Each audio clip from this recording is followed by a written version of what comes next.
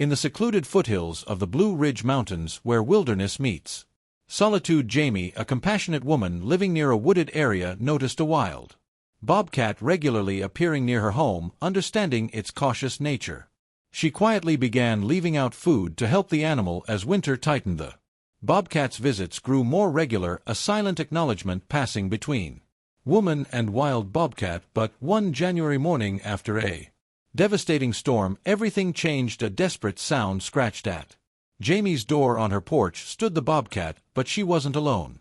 At her feet lay a tiny injured kitten brought deliberately to the human. She had learned to cautiously observe. What would you do if a desperate mother bobcat arrives at your doorstep to seek human help during a blizzard? This is the story of an extraordinary trust forged in the wilderness, a silent plea that crossed the divide between species, and a choice that would change lives forever. Before we start, hit the like button and make sure to subscribe if you haven't, and hit that notification bell so that you won't miss any news stories. The morning sun filtered through the tall pines surrounding Jamie Carter's secluded cabin in the foothills of the Blue Ridge Mountains of North Carolina. At 42, Jamie had left behind a successful but unfulfilling career as a corporate attorney in Charlotte to pursue her lifelong dream of wildlife photography. 3 years into her new life, she had published 2 well-received books of nature photography and was working on a third, focusing on the elusive wildlife of the Appalachian wilderness. Her grandmother's old cabin, renovated with modern amenities but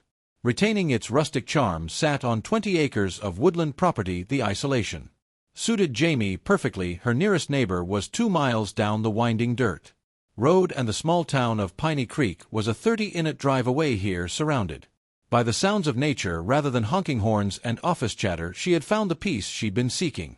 Jamie's morning ritual remained unchanged regardless of weather or season. She would rise with the sun, brew a strong cup of coffee, and sit on her wraparound porch observing the forest. Awaken, her camera always rested on the small table beside her rocking chair, ready to capture anything of interest. This morning ritual had yielded some of her most prized photographs: a fox with her kits, a family of raccoons washing their breakfast in the small stream that ran through her property, and countless birds from cardinals to red-tailed hawks. It was during one such morning in early October, as the mountains exploded with autumn colors, that Jamie first spotted the bobcat. The wild cat had appeared at the edge of the clearing surrounding her cabin, its tawny coat speckled with black spots blending perfectly with the fallen leaves. Jamie had frozen mid-sip, careful not to make any sudden movements that might startle the creature. Slowly, she had reached for her camera and captured a series of photographs as the bobcat surveyed the area with alert, intelligent eyes before disappearing back into the underbrush. The encounter lasted less than a minute, but it had filled Jamie with an indescribable joy. Bobcats were notoriously shy creatures, rarely seen by humans despite their relatively common presence in the Appalachian wilderness. To have one venture so close to her cabin was extraordinary. Over the next week, the bobcat appeared 3 more times, always at dawn, always keeping a cautious distance from the cabin. Jamie began to notice patterns in its behavior: how it would emerge from the same cluster of rhododendrons, how it would pause to scent the air, how its ears would prick at the slightest sound from the cabin. "You're a beautiful girl, aren't you?" Jamie whispered after observing the bobcat for nearly 2 weeks. The animal's slightly larger size and the way it moved suggested it was female, possibly a young adult. Through her telephoto lens, Jamie could see the cat was lean, perhaps too lean. The approaching winter would be hard for many woodland creatures, but especially for predators if prey was scarce. Making a decision that went against conventional wildlife management wisdom, but followed her heart, Jamie began leaving out small amounts of food, raw chicken mainly, at the edge of the clearing. She placed it far enough from the cabin to not frighten the bobcat, but close enough that she could observe from her porch. The first few offerings disappeared overnight, taken by raccoons or opossums, Jamie suspected. But on the 5th morning she witnessed the bobcat cautiously approach the small plate, sniff the chicken tentatively, and then quickly consume it before retreating to the safety of the forest. "There you go," Jamie said softly. "Just a little help through the winter."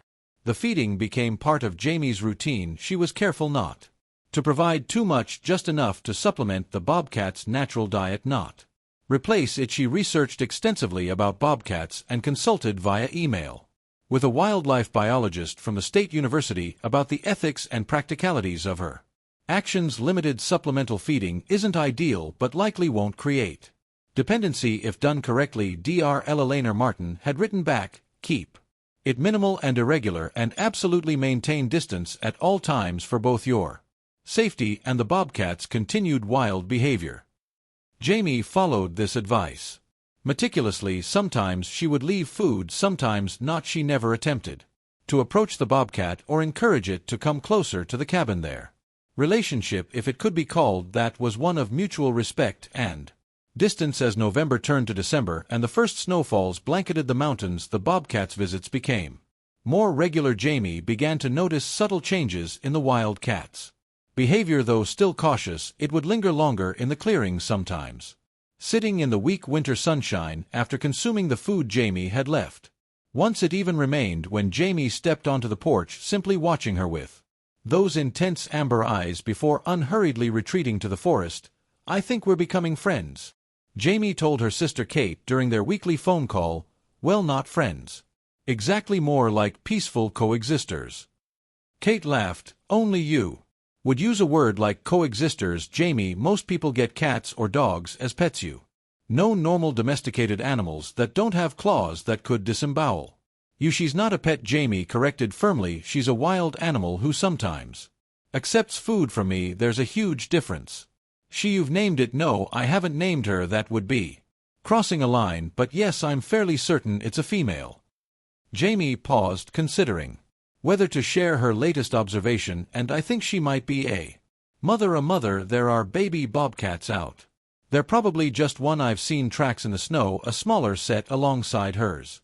But I haven't seen the kitten yet. Bobcat mothers are extremely protective, and she wouldn't risk bringing her young near a human. This fact made Jamie respect the bobcat even more. Despite accepting food from a human, the wild cat maintained her natural weariness, especially regarding her offspring. It was exactly as it should be. The winter deepened, bringing heavy snowfalls and temperatures that plummeted well below freezing. Jamie increased the frequency of her food offering, slightly worried about how the bobcat and her unseen kitten were faring in the harsh conditions. She began leaving the food in a small wooden shelter she constructed at the edge of the clearing. Nothing elaborate, just a simple three-sided structure that offered some protection from the elements. January brought a particularly severe winter storm with snow accumulations of over 2 feet and wind chills that made venturing outdoors dangerous. For 3 days Jamie remained inside, feeding her wood stove constantly to keep the cabin warm against the howling wind. She worried about the bobcat and her kitten, hoping they had found adequate shelter in a hollow log or abandoned burrow. When the storm finally passed and the skies cleared, Jamie waded through the deep snow to place food in the shelter. To her relief, fresh tracks appeared the following morning, indicating the bobcat had survived the storm, but something was different. The tracks seemed erratic, not the usual direct approach and retreat. And there was only one set of prints, no sign of the smaller tracks that usually accompanied the mother's. Where's your little one? Jamie murmured, studying the area through her binoculars from the porch. The question haunted her throughout the day as she edited photographs and corresponded with her publisher about the upcoming book. The answer came the following morning in a way Jamie could never have anticipated. She was at her desk responding to emails when a strange sound from the porch caught her attention. It wasn't the usual forest noises, not the cicadas at the feeder or the wind through the pines. It was a deliberate noise, almost like a scratching at the door. Moving cautiously to the window, Jamie peered out and gasped. The bobcat was on her porch, something that had never happened before. But what truly shocked her was what lay at the wild cat's feet, a small bedraggled form that Jamie instantly recognized as a bobcat kitten, its fur matted with snow and ice. Oh my God! Jamie whispered, her heart racing. The mother bobcat looked directly at her through the window, those amber eyes seeming to communicate a desperate plea. Then with a soft chuff the wild cat backed away several feet, still watching the cabin intently. Jamie's mind raced. This went against everything she knew about wild animal behavior. A mother bobcat should be protecting her kitten in a secure den, not bringing it to a human dwelling. Something was terribly wrong. Moving slowly so as not to frighten the mother bobcat, Jamie opened the door just enough to see the kitten more clearly. It lay motionless except for the shallow rise and fall of its small chest, one of Its hind legs was twisted at an unnatural angle and dried blood matted the fur around a visible wound. The mother bobcat remained at the edge of the porch, her body tense, ears flattened, clearly uncomfortable with her proximity to the cabin, but unwilling to abandon her injured offspring. "You want me to help?" Jamie realized aloud. The bobcat's ears twitched at the sound of her voice, but she didn't retreat. "You're trusting me to help your baby."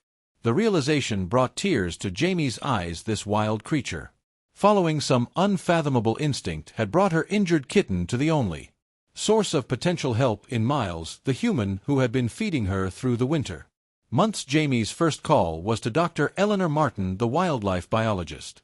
She'd consulted earlier about feeding the bobcat. "This is unprecedented behavior," Jamie Dr. Martin said after hearing the situation, "but if the kitten is injured and the mother has actually brought it to your doorstep, time is critical. The fact that she's allowing this interaction suggests the kitten's condition is dire. What should I do?" "The nearest wildlife rehabilitation center is 3 hours away, and the roads are still barely passable after the storm. I can call ahead to prepare them for your arrival, but first we need to safely contain the kitten for transport." Dr. Martin paused. "This is the difficult part. You'll need to separate the kitten from the mother." Jamie's stomach nodded at the thought. "How do I do that without getting attacked and without traumatizing them?" Both the mother's behavior is already so unusual that it's hard to predict her reaction, but if she truly brought the kitten to you for help, there's a chance she'll allow the intervention. Dr. Martin provided detailed instructions on how to safely approach and contain the injured kitten, emphasizing the need for protective gear and cautious movements. Armed with thick leather gloves, a soft towel, and a pet carrier she kept for transporting injured birds to the wildlife center, Jamie prepared herself mentally for the task ahead. She placed a small amount of food at the far end of the porch, hoping to distract the mother bobcat momentarily. The wild mother watched with intense focus as Jamie slowly emerged from the cabin, her body language communicating both fear and a strange determination. When Jamie eased toward the injured kitten, the mother bobcat growled low in her throat, but did not charge or attack. Instead, she paced anxiously at the edge of the porch, her gaze alternating between her kitten and the approaching human. "It's okay," Jamie murmured, though she knew the words meant nothing to the wild cat. "I'm going to help your little one, I promise." With trembling hands, Jamie gently wrapped the towel around the small limp form of the kitten. It offered no resistance. Its eyes closed and breathing labored. The mother bobcat made a strangled yowling sound that broke Jamie's heart but still didn't interfere. I know," Jamie said soothingly, tears streaming down her face as she carefully lifted the kitten. "I'll take good care of him, I promise." The gender was a guess. She couldn't tell and wouldn't check now, but the word "him" felt right somehow. Carefully placing the bundled kitten in the pet carrier, Jamie backed toward the cabin door. The mother bobcat followed a few steps, still making distressed sounds, then stopped, seemingly torn between following her kitten and retreating to the safety of the forest. "I'll bring him back," Jamie said, fully aware that the promise might be impossible. To keep the kitten's injuries looked severe, and even if it survived, it might not be releasable back into the wild. But in that moment she needed to say the words as much as she imagined the mother bobcat needed to hear them. The 3-hour drive to the Blue Ridge Wildlife Rehabilitation Center was tense and treacherous. The main highways had been plowed, but ice patches made driving hazardous, and the back roads leading from Jamie's cabin to the interstate were barely navigable throughout the journey. She spoke softly to the carrier in the passenger seat, where the kitten remained motionless apart from its shallow breathing. "Stay with me, little one," she urged whenever she glanced over to check on her precious cargo. "Your mama trusted me with you. Don't make me break my promise to her." Dr. Martin had indeed called ahead, and staff were waiting when Jamie arrived at the wildlife center. The small bobcat kitten, confirmed to be male and estimated to be about 5 months old, was immediately taken for examination and emergency treatment. "He has a compound fracture of the tibia and fibula." Dr. Whitaker, the veterinarian specializing in native wildlife, explained when he emerged from the treatment room 2 hours later. "There's also signs of hypothermia and malnutrition, but he's young and despite everything fairly strong." "Will he survive?" Jamie asked her, voice barely above a whisper. Dr. Whitaker nodded cautiously. "I believe so, yes, but his recovery will be lengthy, and there's a significant question about whether he can be released back into the wild after Such a serious injury and extended human contact during rehabilitation. Jamie thought of the mother bobcat likely still patrolling near her cabin waiting for her kittens. Return. I promised his mother I'd bring him back. The veterinarian's expression softened with sympathy. I understand the emotional connection you feel, Miss Carter, and what you've described. A mother bobcat bringing her injured kitten to a human for help is extraordinary, but we have to consider what's best for the kitten's long-term welfare. Jamie nodded, understanding the reality of the situation. What happens now? We'll cast the leg, treat for parasites, and begin a feeding regimen to address the malnutrition. He'll need to remain here under observation for at least 2 weeks. After that, Dr. Whitaker hesitated. Well, we have several options to discuss depending on how his recovery progresses. That night in a motel near the wildlife center, Jamie called her sister with the full story. You're kidding me, Kate said when Jamie finished. A wild bobcat actually brought her baby to your door for help. That's like something out of a Disney movie, not real life. I know how it sounds, Jamie replied, gazing out the motel window at the star-filled sky so similar to the view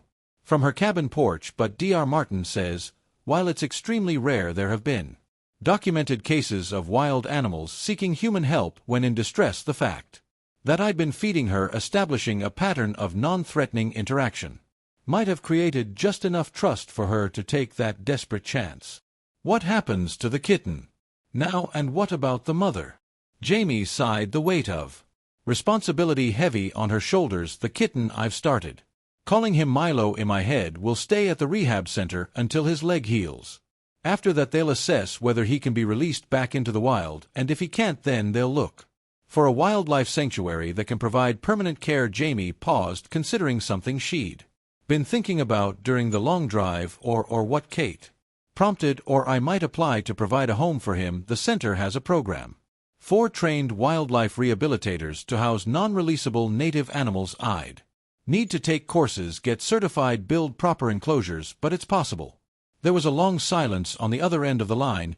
You're serious about this? Kate finally said, her tone indicating surprise rather than judgment. I made a promise, Kate, to a mother who trusted me with her child when she had nowhere else to turn. I don't take that lightly.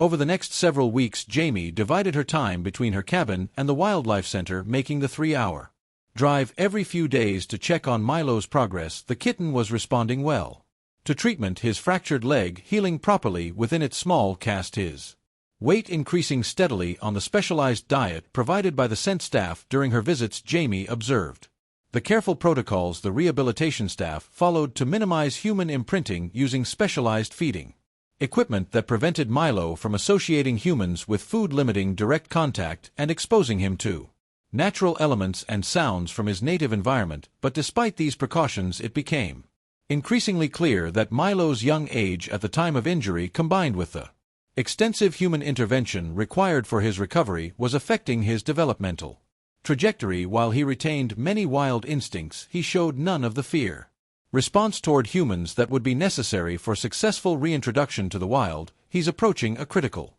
developmental window, Dr. Whitaker explained during Jamie's visit in late February as they observed Milo cautiously exploring an indoor enclosure, his formerly broken leg now supporting his weight with only a slight limp. The next few weeks will determine whether rehabilitation for release remains a viable option. Jamie nodded, watching the young bobcat with mixed emotions. Part of her desperately wanted Milo to recover his wild nature fully, to be able to return him to his mother as promised. Another part, which she was reluctant to acknowledge even to herself, had grown attached to the spirited kitten with his tufted ears and spotted coat. And the mother?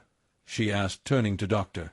Whitaker. She still returns to my cabin most evenings. Sometimes she sits on the porch for hours, as if waiting. The veterinarian's expression was compassionate but realistic. Bobcats are solitary by nature outside of breeding season, and kitten rearing, the bond between mother and offspring naturally diminishes as kittens mature in the wild. They would typically separate completely by 9 to 12 months of age, so even if Milo could be released, he might not reunite with his mother. It's possible they could reconnect, especially if released in his home territory, but it's equally possible they would eventually establish separate territories, as they would naturally. This information gave Jamie much to consider as she drove back to her cabin that evening. The emotional narrative she had constructed of Reuniting a mother and child might not align with the biological realities of bobcat behavior, yet the image of the mother bobcat waiting on her porch, somehow understanding that Jamie had taken her kitten for help, remained powerful by mid-March as the mountains began to show the first tentative signs of spring. The wildlife scent staff made their final assessment of Milo's rehabilitation prospects. We've consulted with specialists from 3 other facilities, Dr. Martin told Jamie during a conference call that included Dr. Whitaker. The consensus is clear: Milo has developed a level of habituation to humans that makes him unsuitable for release, even though Jamie had been preparing herself for this outcome. Hearing it officially stated sent a wave of sadness through her. So what happens now? There are several wildlife sanctuaries with appropriate facilities for bobcats, Dr. Martin began, but Dr. Whitaker interrupted gently, or he said, "There's your application to the home rehabilitation program." Jamie had submitted the paperwork weeks earlier simultaneously, beginning the required coursework and consulting with contractors about building a suitable enclosure on her property. It had seemed like a distant possibility, then a backup plan she hoped wouldn't be necessary. "You've completed the initial certification requirements in record time," Dr. Martin noted. "Your property is ideally situated with appropriate space and natural features, and your background in environmental law, though not directly related, demonstrates a commitment to wildlife conservation that the review committee found compelling." "Are you saying my application was approved?"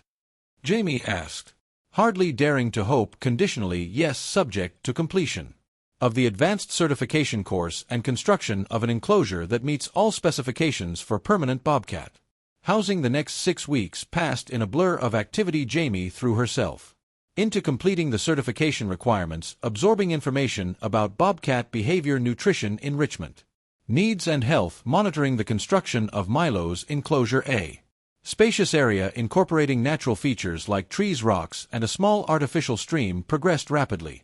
Despite occasional weather delays throughout this period, the mother bobcat continued to visit Jamie's cabin.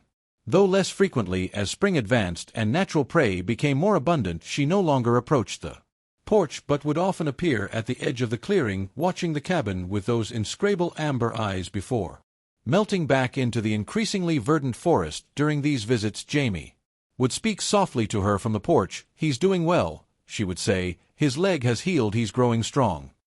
The words were meaningless to the wild cat, of course, but they helped Jamie process her complex feelings about the situation, the gratitude she felt toward this magnificent creature who had trusted her, the sadness that she couldn't fulfill her promise exactly as intended, and the hope that her alternative solution might still honor that trust in some way. In late April, with the mountain laurel beginning to bloom and Milo's enclosure finally complete, Jamie made the journey to the wildlife center one last time, not as a visitor but to bring Milo home. The young bobcat, now nearly 8 months old and considerably larger than when she had first bundled him into the pet carrier on that snowy January morning, traveled in a specialized transport crate in the back of Jamie's SUV. The wildlife center staff had prepared both Jamie and Milo for the transition as thoroughly as possible, but the moment of release into his new enclosure was still tense. Jamie stood well back as Dr. Whitaker, who had accompanied them to oversee the process, opened the crate door and stepped away. For several long minutes Milo remained inside the crate, only his nose visible as he scented his new surroundings. Then, with the cautious deliberation characteristic of his species, he emerged. His movements were fluid, the former injury evident only in the slightly different coloration of the fur that had grown back over the healed wound. Jamie held her breath as Milo surveyed his new territory, moving gradually from the covered area near the crate to explore the open spaces, climbing structures, and hiding spots incorporated into the design. He showed particular interest in the small stream feature, approaching cautiously to dip one paw in the flowing water before leaping back, then approaching again with more confidence. "He's accepting it, Doctor," Whitaker said quietly from beside Jamie. "This is a very good sign." Over the next several days, Jamie observed Milo adjusting to his new home, following the careful protocols established for minimizing further habituation while ensuring his needs were met. She provided food using the special feeder systems that prevented him from associating her directly with meals, maintained his enrichment items, and monitored his health from a distance. all while continuing her regular photography work and staying attuned to any visits from the mother bobcat. It was nearly a week after Milo's arrival when the mother finally appeared again. Jamie spotted her at dusk emerging from the rhododendrons at the forest edge as she had done countless times before. But this evening, instead of lingering at the clearing's boundary, the bobcat moved with purpose toward the specially constructed enclosure at the side of the property. Jamie watched from her porch, camera in hand, but forgotten as the scene unfolded. The mother bobcat approached the enclosure, cautiously circling its perimeter once before stopping at the section nearest the forest.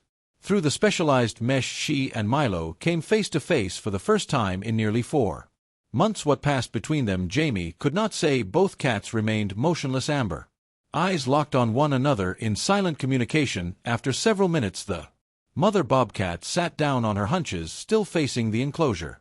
Inside, Milo mirrored the position. Tears welled in Jamie's eyes as she witnessed this reunion, different from what she had promised that desperate January morning. But perhaps no less meaningful, the mother had brought her injured child to the only help available. And against all odds, that child had survived and thrived as darkness fell.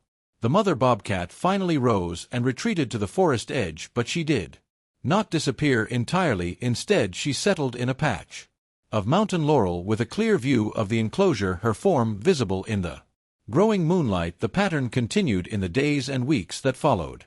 The mother bobcat would visit regularly, sometimes approaching the enclosure to engage in that silent communion with Milo, sometimes simply observing from a distance. She never approached the cabin directly again, maintaining the cautious distance appropriate to her wild nature, but she seemed to accept, perhaps even approve of the arrangement Jamie had created by midsummer. As Milo matured into his adult size and coloration, the mother's visits became less frequent, consistent with the natural separation that would have occurred had they both remained in the wild. But she did not disappear entirely from their lives. Even a year later, trail cameras Jamie had installed would occasionally capture images of the female bobcat patrolling the edge of the property, sometimes pausing near the enclosure before continuing on her solitary way. For Jamie, this ongoing connection was the final confirmation that she had, in her own way, kept her promise. She had not returned Milo directly to his mother or to the wild, but she had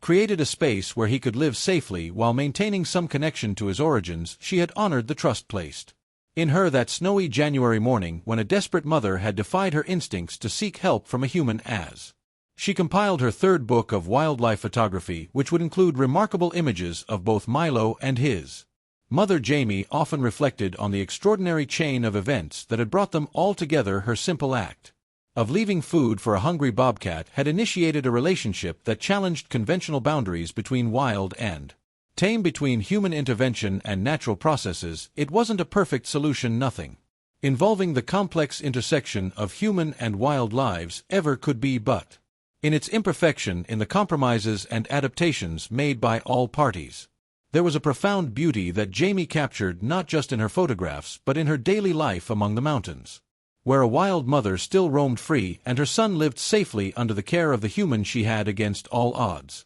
chosen to trust. In the end, the greatest gift hadn't been Milo himself, though Jamie treasured his presence in her life. The true gift had been the trust of a wild creature, a trust that had transformed Jamie's understanding of her place in the natural world and deepened her commitment to protecting the delicate balance between human existence and wildlife conservation in these ancient mountains they all called home.